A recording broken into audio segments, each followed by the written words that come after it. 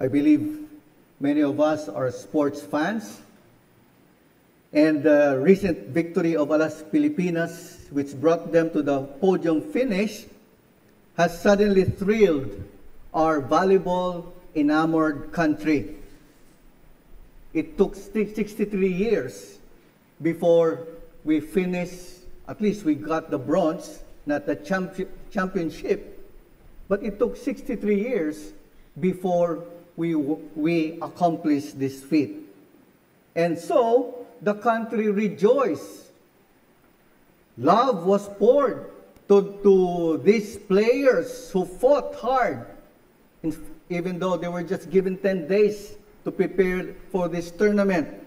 And as many say, it brings hope to the country in our pursuit to be on top of this sports called volleyball. And it is now gaining support from everyone, not only from government, but even from the private sector. For formerly, this was unnoticed and even lacked support due to their failing to bring honor to our country. But now, they got the attention of everybody. Perhaps for those who are not volleyball-loving people, they are now being praised. And many times, that is how it is in this world. Many times, this is how many people look at things in this world. Unless you deliver, hanggat hindi ka magtagumpay, hindi ka papansinin ng mga tao. But fortunately, that is not the picture we are told in the spiritual realm. For it was in man's current state of hopelessness and helplessness that love was pursued for the loveless. And hope was granted to the hopeless. And that is the picture of the gospel, of what Christ did for sinners like you and me who deserve His wrath, yet love was poured out by God for those who deserve His wrath. And for at least 2 weeks, this week and next week, we will be meditating upon the Father's love. For this month of June is Father's Day. I thought it well for us to ponder upon the love not of human fathers, but of the great Heavenly Father we have. And for this morning, we will look into the Father's love in sending His Son.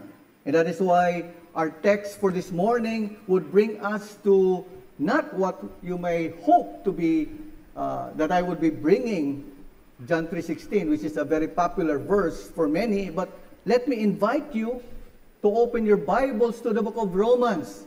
We will be looking into Romans 5, specifically verse 8, but we will be reading starting from verse 5 and end in verse 8 so that we can have a better picture of our text for this morning.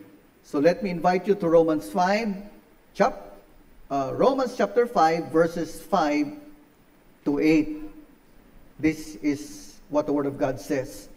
And hope does not put us to shame, because God's love has been poured into our hearts through the Holy Spirit, who has been given to us. For while we were still weak, at the right time, Christ died for the ungodly. For one would scarcely die for the righteous person, though perhaps for a good person one would dare even to die. Verse 8, but God shows His love for us, in that while we were still sinners, Christ died for us.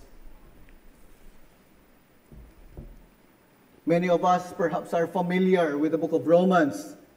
In Romans, Paul explains and defends the gospel to the Christian community he has not founded or even visited.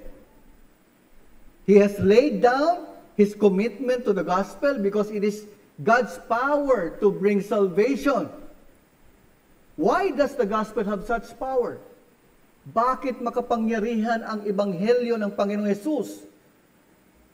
for it reveals God's glory or justifying activity, for which a response in faith to that activity makes one just before God. It is through that activity of God's Son, the Lord Jesus Christ, that one is justified by faith. And so, Paul, in the first major section of the book of Romans, specifically chapter 1 to chapter 4, he deals with the teaching of justification by faith for all men. And he erases the distinction between Jews and Gentiles, and it is quite notable that the words faith and believe occur 33 times in these 4 chapters alone. So it tells us of the importance or of the thrust of the Apostle Paul, whereas in chapters 5 to 8, it is only mentioned 3 times. But our text has been treated in various ways, either as part or end of the first section, which is from chapter 1 to 4, which I mentioned, or it is treated as a transition towards the next major section, specifically chapter 6 to 8.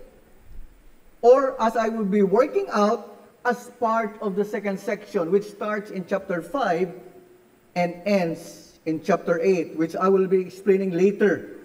So in various ways, what Paul is saying here is that he considers here in this chapter the results of justification, or the blessings or the fruit that a believer has because of one being justified by faith.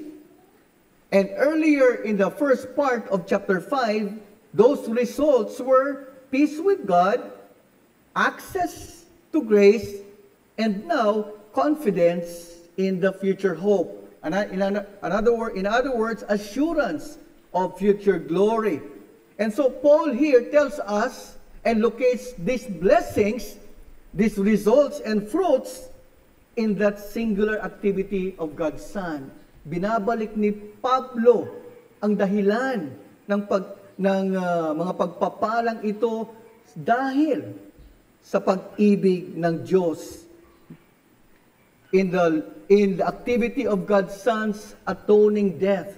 And so Paul tells us here that the supreme and greatest expression of God's love is sin in His Son dying on the cross. And my message goes like this: the Father's love is supremely and greatly expressed in the sending of His Son to the cross for the salvation of the sinner. Ang pag-ibig ng Ama ay lubos na ipinahayag sa pagpapadala ng kanyang anak sa krus para sa kaligtasan ng makasalanan.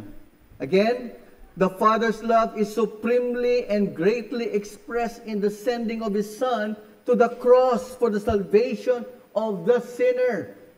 I'm emphasizing the sinner because I want to speak and talk to each one of us as the sinner. All of us are sinners, and each and every one needs to respond to this statement of Paul in a personal way.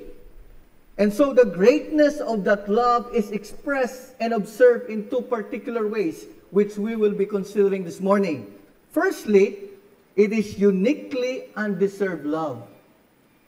Ito ay isang natatanging, hindi karapat-dapat na pag-ibig. Pangalawa, or secondly, it is hopeful and assuring love.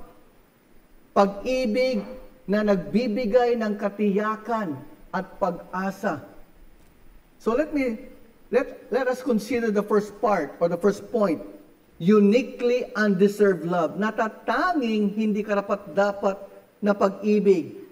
In chapter 5 verses 1 to 11, which our text is located, Paul has described man as an unbeliever in various ways.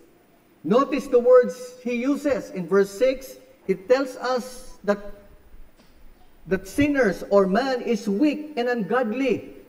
In verse 8, he speaks of the sinners. In verse 10, which we did not read, He tells us of man as enemies. When you speak of weak, it tells us of man's moral inability. We are without strength. As ungodly, it speaks of the state of opposition to God, ang pakikipaglaban ng tao sa Diyos. And as sinners, Paul expresses the fallen nature of man before God's standard. And finally, as enemies, this summarizes the first three terms, so that if it was possible, man would like to destroy or attack God. And so this tells us of the downward spiral description of man as opposed to God. It is not just terms that express the various aspects, but it tells us of the downward spiral attitude or even condition of man as opposed to God. This is our very condition. This is your condition as a sinner. But God has set His love upon us, we are told. So this tells us that the uniqueness and greatness of God's love is that it is granted to undeserving recipients. Ang kakaiba at kadakilaan ng pag-ibig ng Diyos ay na ito ay pinagkaloob sa mga hindi karapat-dapat na tatanggap. What is interesting in Paul's statement in verses 6 to 8 is that its unity is emphasized or underscored by ending its verse with the verb die. This is clear in the original Greek translation. It is a single argument that demonstrates the supreme, great, and absolute nature of God's love for His own people. He sets forth the objective foundation of His love for sinners. And here, Paul contrasts this love of God from the sacrificial love man offers or even gives himself for. This is what we find in verse 7, which says, one scarcely die for a righteous, or for a good person, one would even dare to die. Now, many have explained this verse in various ways, and we will not be discussing the various ways it has been explained, but the key aspect of this verse is that while love of man will offer itself occasionally for the righteous or even for the good, God's love is offered to the evil and the wicked. The Son took our deserved punishment. That is what this verse tells us or reminds us. So against the backdrop of the miserable, unlovable, and undeserving condition of humanity, did God set forth His love by sending His only Son, the Lord Jesus Christ, to die on the cross. As the only way that the sinner is made righteous by the Holy God. That is the only way for you and me as sinners to be made righteous before God. For us to merit God's favor, saving mercies.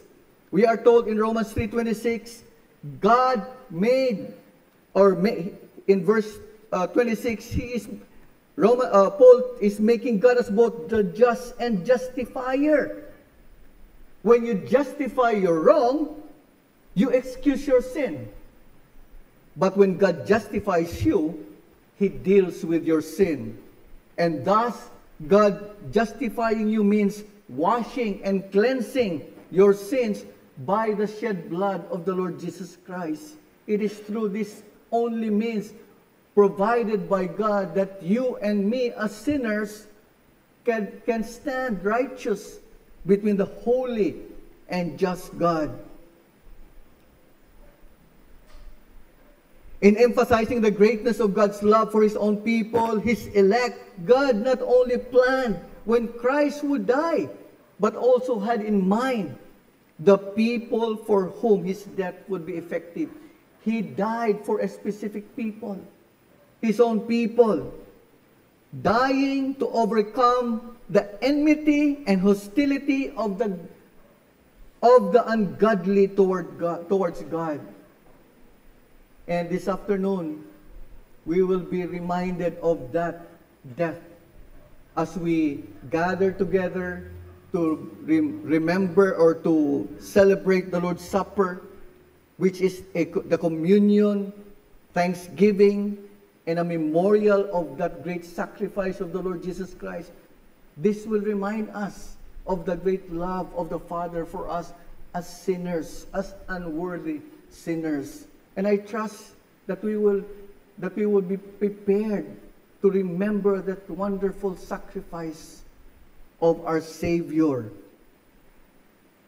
Someone expressed the greatness of God's love through a card,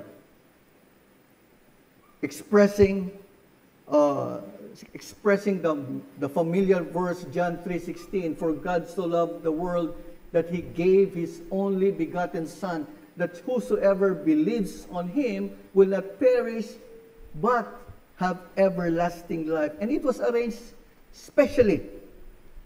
It says, God, the greatest lover, so loved the greatest degree, the world, the greatest company, that He gave the greatest act, His only begotten Son, the greatest gift, that whosoever, the greatest opportunity, believe it, the greatest simplicity, in Him, the greatest attraction, should not perish, the greatest promise, but the greatest difference, have the greatest certainty, everlasting life, the greatest possession.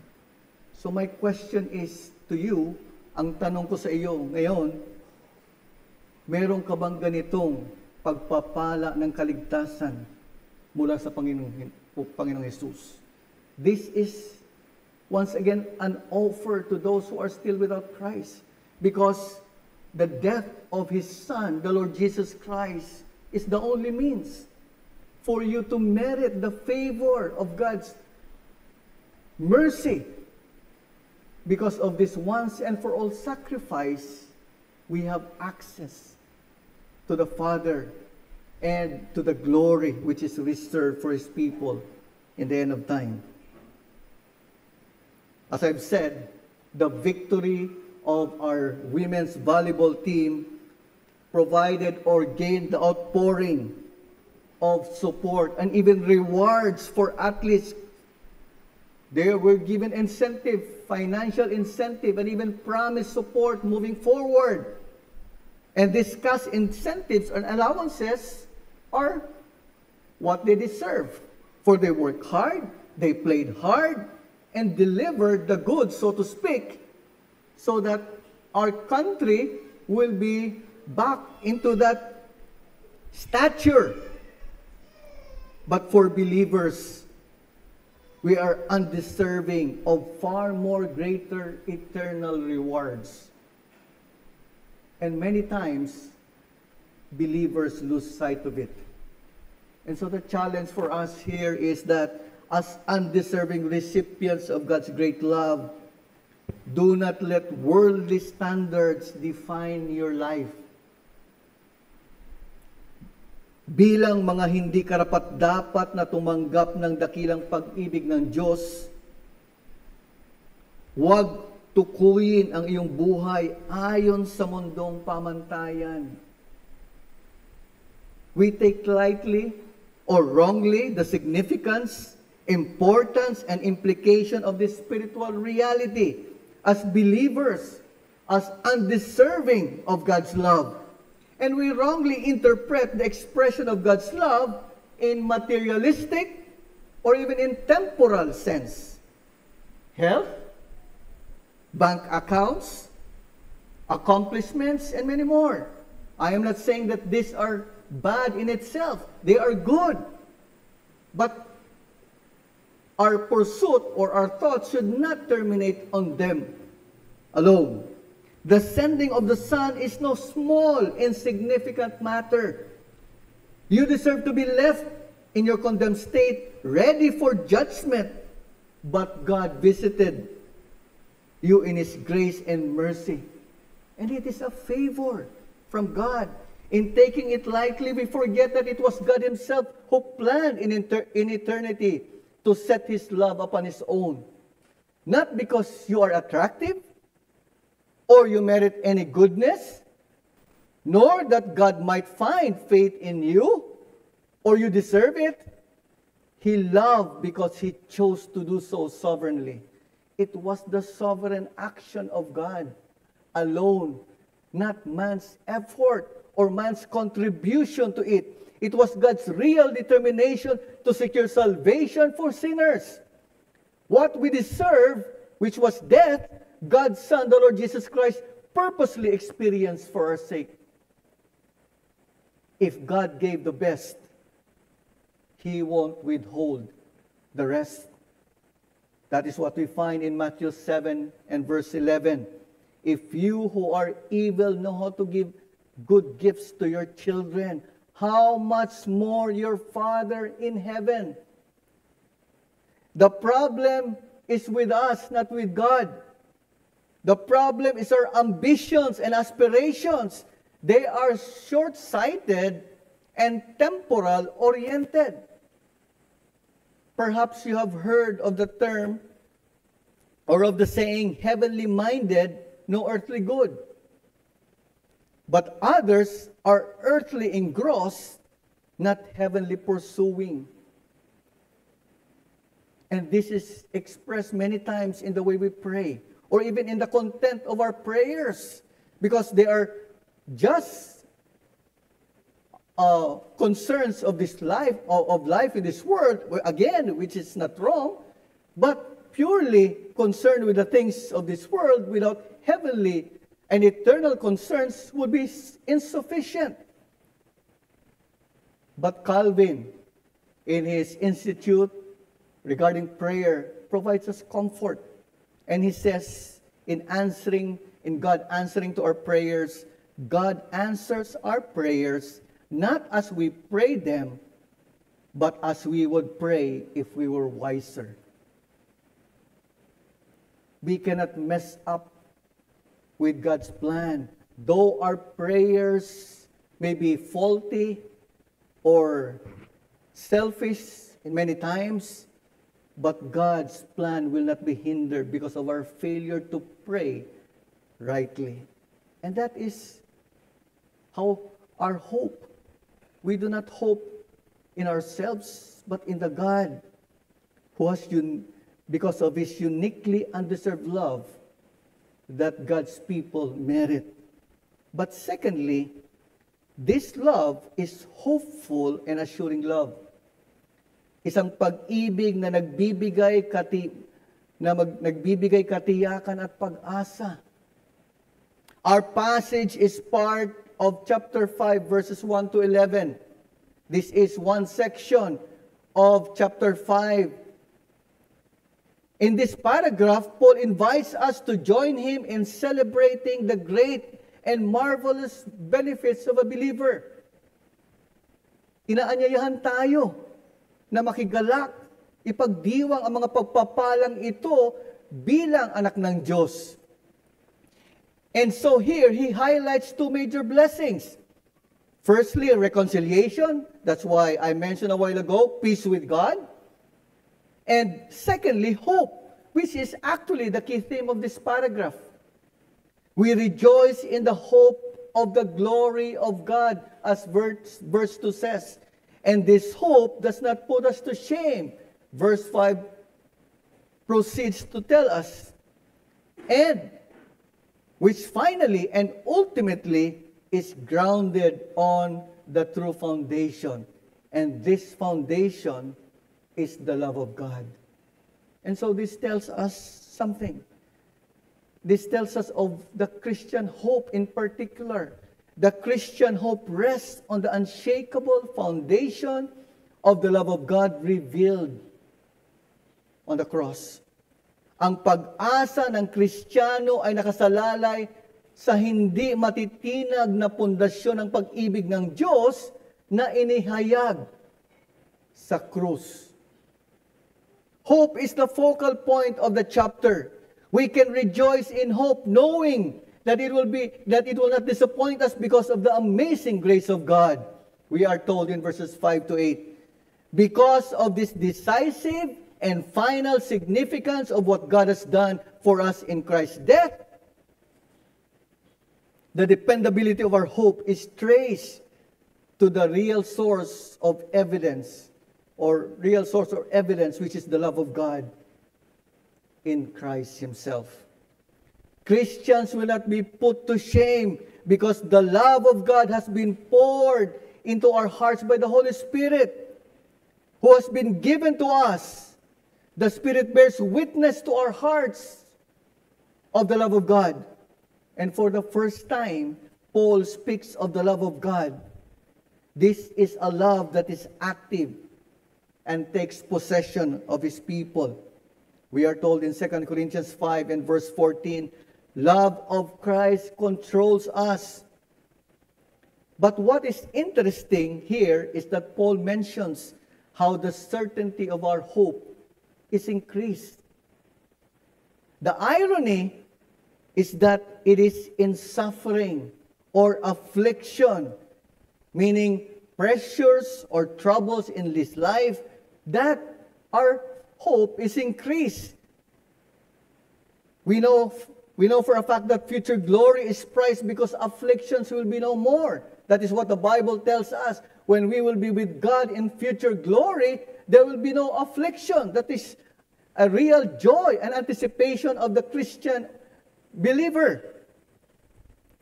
But we are still in this world. And in this life, there is suffering. And so here Paul says that believers rejoice in suffering. And so we ask the question, how? And the key word in this verse is because we know. Knowing. So Paul arouses the curiosity to provide the explanation through a logical chain. The sequence is suffering produces endurance. Endurance provides endurance produces character, and character produces hope. And hope does not put us to shame. And we find another counterpart of this in James 1 in verses 2 to 4, which says, count it all joy, my brother, when you meet trials of various kinds, for you know that the testing of your faith produces steadfastness, and let steadfastness have its full effect, that you may be perfect and complete. So what does Paul mean here? How does suffer produce endurance? It toughens, and it enables us to withstand storms of life. It produces character, which is strength of character not there before. But why does tested character spark hope? For the hard realities of everyday life conspire to make believers godlier and Christ-like. Or the moral transformation is the proof that one is changed by God. I don't know if all of us know how many muscles we have in our human body. It is said that we have more than 600. But to develop these muscles, we need to exercise so that we can enhance strength and stamina. And hope is like a muscle. When it goes unused, it will not be strong. So we need to build our hope, the muscle of hope in our faith, in our Christian faith. And so the challenge for us is build and strengthen your hope upon the unshaken foundation of God's love in Christ. Buuhin at patibayin ang iyong pag-asa sa mismong pundasyon ng pag-ibig ng Diyos kay Kristo. Doon nakasalalay ang iyong pag-asa kung ikay anak ng Diyos. Hindi sa sarili mo. kundi sa ginawa ng Panginoong Hesus. Now, we live in this present generation. Our present generation, or the prevailing attitude of people in our time and age, is skepticism and cynicism. People have lost trust and hope and belief in leaders, government institutions, and even in churches. And so we have, in our time, the crisis of hope and trust. And many have nowhere to go. They are confused, distressed, problematic in various aspects of life. But the greatest revealer of our hope and trust is when crisis comes. In crisis, we see where our true hope and trust comes. When these dire situations and circumstances come into our lives, they reveal our real hearts. And so I ask you, where is your trust? In power? In wealth? In people? In relationships? I hope it will be in the Lord. For we are reminded in Jeremiah 17 and verse 5 and following, "Cursed is the man who trusts in man and makes flesh his strength, whose heart turns away from the Lord." Moving forward, he says, "Blessed is the man who trusts in the Lord, whose trust is the Lord. He is like a tree planted by the water and sends out its root by the stream." This is a perfect reminder for us so that we will know and put our hope and trust not in any other thing, but in God alone. But hope is built by learning to trust in the God who has loved the unlovely by giving His best in His Son. And we need to grow in knowledge and wisdom. But how do we define wisdom? Someone defined wisdom as a form of knowledge that penetrates the deepest significance of things and therefore enables us to apply that knowledge to practical situations, especially to do the right things or even to say the right things. And wisdom begins when a person fears the Lord. Not a frightening or even a threatening fear, but a reverential, holy, and sanctified fear of the true and living God. It is putting God first in your life, in your various pursuits. And we are reminded in Proverbs 9 verse 10, "The fear of the Lord is the beginning of wisdom." Our fear and knowledge of God should enable us to see the world in the lens of God's word, and perspective. Many times we see the world differently from what the Bible says it is or it should be. In other words, our worldview should be formed by the truth of Scriptures, not according to the standards of men. A perspective that is biblically formed and informed. Thus, it will require diligent study for you and me, as well as prayerful reflection. And let this be a reminder to us as we build our hope. Jerry Bridges, in his article, Transforming Love, tells of a story. He tells of a story of a deeply distressed father who sat for 2 weeks in a pediatric ICU, watching his 3-year-old son slowly die. And during those 2 weeks, he surprisingly read through one of the Gospels. And that's why this man wrote later, "I want to say to you, the Gospel is real." Or the Gospel is for real life. And so this puzzled Jerry Bridges. It puzzled him because how did a book on the Gospel minister to this father in the hour of great and deep tragedy? How was it possible for the man to find hope? But as he was preparing a sermon on the love of God, it dawned upon him that he found the answer. In the gospel, this father saw the love of God. And so, let me ask you in closing, what are you going through? Anong pinagdaraanan mo sa ngayon, sa iyong buhay? Difficulty, problem, or sorrow? Perhaps uncertainty? Or you feel helpless? Nawawalan ka ba ng pag-asa sa iyong katatayuan? Punong-puno ka ba ng problema? Kahirapan, kabigatan?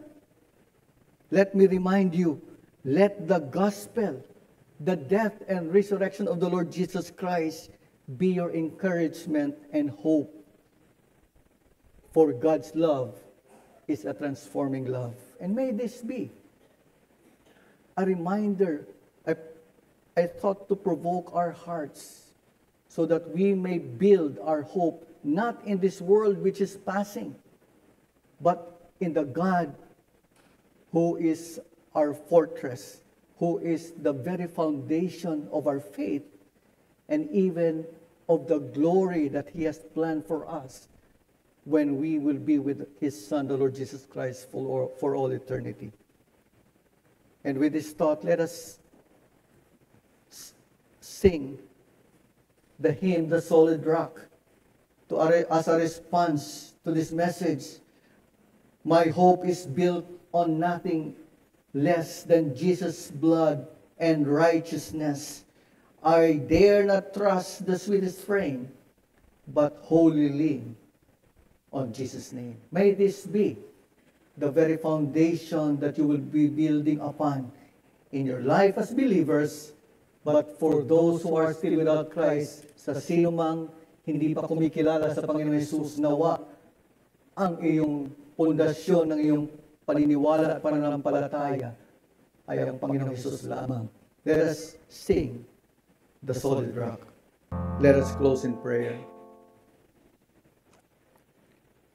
Indeed, our Heavenly Father, we thank you for your great love upon us, though we deserve your wrath and judgment, and to be left on our own, yet you have purpose in eternity past to set your love upon those whom you have chosen to be your children, not by our own ability or attractiveness or deserving, but through the one act or activity on that cross where your Son laid and died for us, so that we may have hope to be justified before your holy and righteous throne. We thank you and we praise you, for this is that love which is uniquely undeserved. And this is a love that we can be assured and hope for, even in the various difficulties that we may face in this world. Though we have that assurance of that hope to come when Christ will gather your saints, so that we will reign with Him for all eternity without suffering, pain, and difficulty. Yet meanwhile, in this life, you have granted us the grace and the hope in what Christ did on the cross. Because of Christ's death, you are making use of whatever difficulty that we may go through, so that our hope may increase only in you, not in ourselves. We thank you for your word. We thank you for the comfort, the encouragement. For knowledge brings us freedom and greater hope in whatever adversity and affliction. But Lord, we also plead for you, to you, that if there is one soul who is still without Christ in our midst, may you visit that soul with your mercy, with your loving mercy. Kilusin mo, Panginoon, ang kaluluwang napakinggan ng inyong ebanghelyo, na nawa sila'y magtiwala sa Panginoong Hesus lamang, dahil ito ang daan tungo sa kanilang kaligtasan at katuwiran sa inyong harapan. We thank you and we praise you for this truth. We thank you and praise you for this wonderful love of the Father in sending the Son and applying it to the Holy Spirit. May you bless us and guide us. We commit these things to you in Jesus' name. Amen.